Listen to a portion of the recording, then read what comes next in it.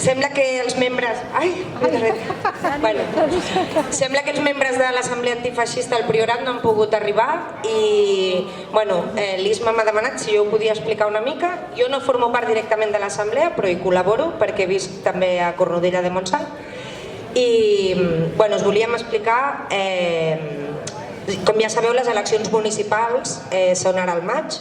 Llavors, al mes de gener van presentar una candidatura municipal, un grup que es diuen Renaixença Nacional Catalana, que sota l'aparença de ser un partit independentista són filofeixistes, supremacistes, catalans, racistes i qualsevol cosa que se'ls ocorreixi, i van venir a presentar-ho a Cornudella. Aquella notícia va córrer, llavors tot el poble, quasi gairebé tot el poble, vam anar a l'acte com a acte de protesta per mostrar el nostre rebuig que aquella gent no era benvinguda allà al poble. Vam fer l'acte perquè tenien permís per parlar en un local i a fora del local estàvem la gent allí protestant. Van venir els Mossos, van venir no sé quantes furgonetes d'antidisturbis, com si allí hagués de passar una cosa molt bèstia.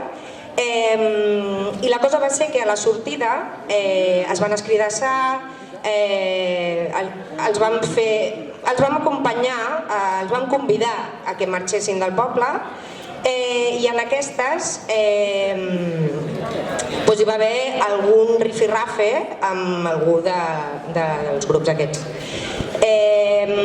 Al cap d'uns dies van venir expressament a detenir a un company d'allí al poble i el van anar a buscar mentre feia un passeig amb el gos, se'l van emportar i aquí està. I resulta que l'acusen de danys,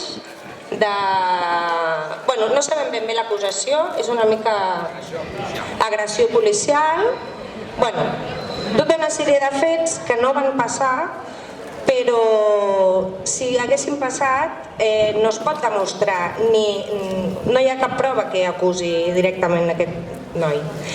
Aleshores, es va fundar l'Assemblea Antifeixista del Priorat una mica per visibilitzar aquest rebuig a aquests grups i per donar suport al company que en breu s'enfrontarà a un judici. L'acusació no sabem què demanaran, però ja no sabem si demanaran presó, hi havia una acusació de 3 anys de presó.